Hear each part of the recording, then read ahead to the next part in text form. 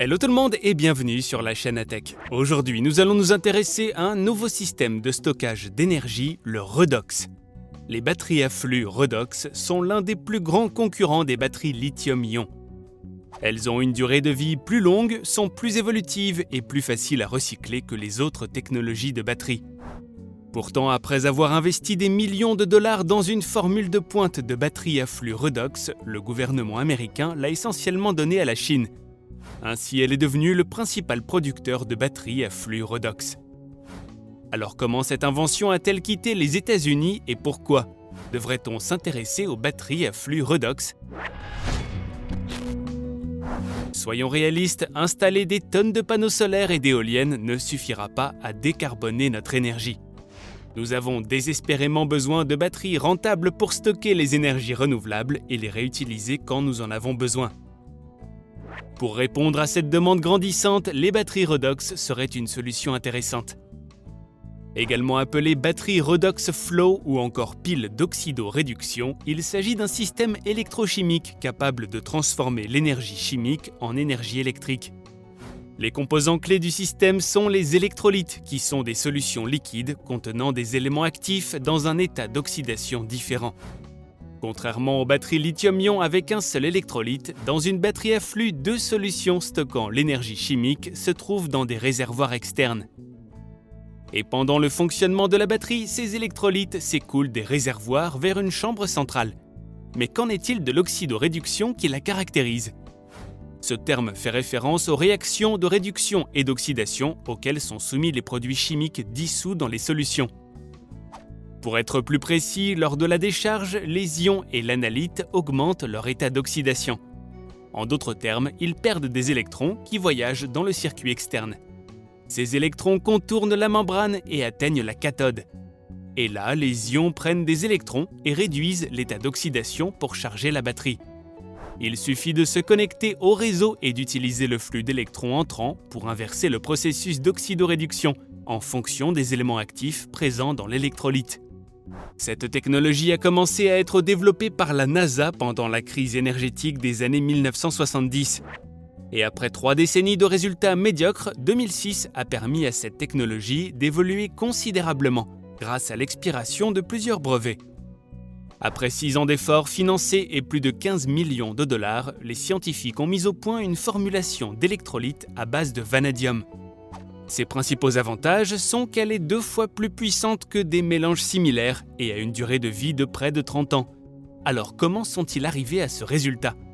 Eh bien, ils ont simplement remplacé la solution conventionnelle d'acide sulfurique par un mélange d'acide chlorhydrique et sulfurique. En utilisant ce mélange modifié, ils ont augmenté la solubilité du vanadium, ce qui a augmenté la densité énergétique de l'électrolyte. Mais les avantages ne s'arrêtent pas là. Le mélange acide peut fonctionner sur une plus grande plage de température que la solution d'acide sulfurique pur, ce qui réduit les coûts de chauffage et de refroidissement. Cette configuration avec du vanadium est actuellement la plus largement commercialisée.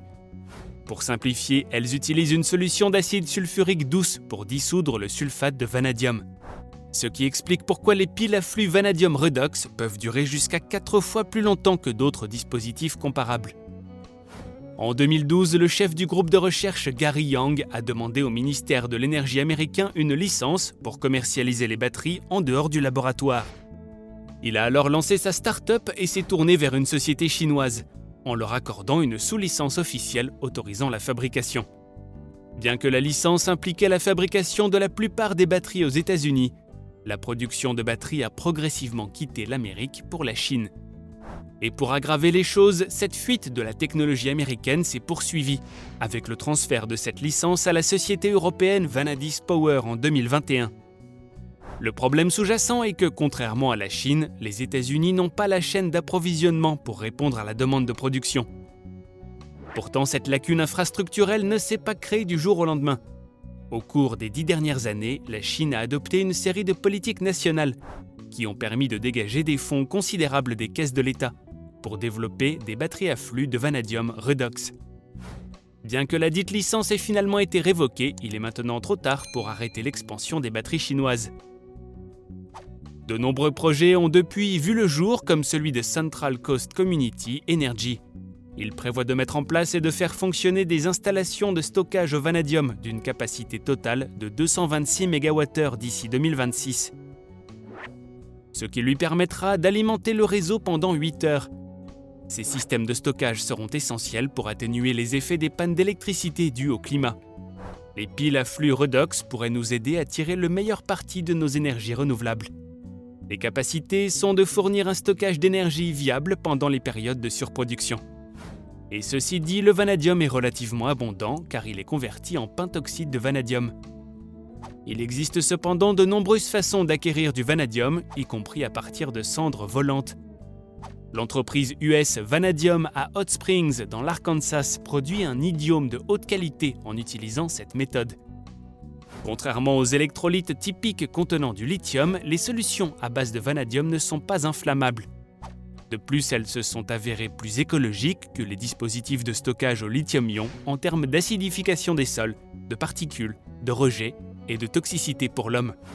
Certaines entreprises ont même réussi le remplacement de 50% de la matière première par du vanadium recyclé, permettant de réduire encore plus l'émission de déchets.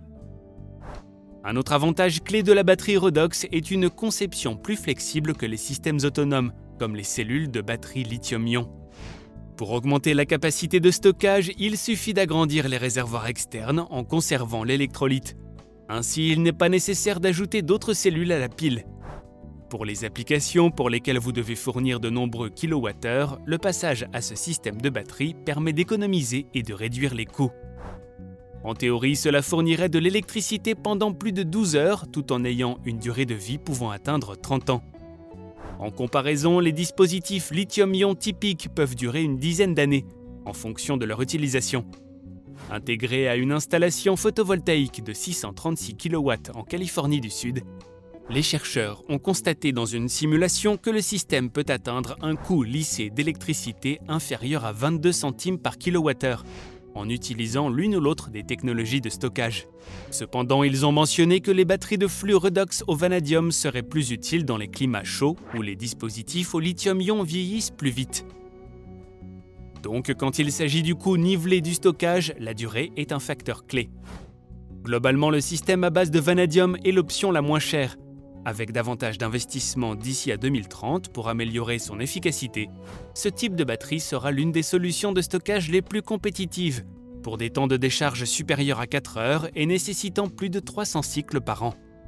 Actuellement, une entreprise américaine essaie de mettre cette technologie sur le marché et se bat toujours pour obtenir la licence pour le faire. De nombreuses législations et normes doivent être élaborées pour sécuriser et encadrer la production de ces nouvelles batteries.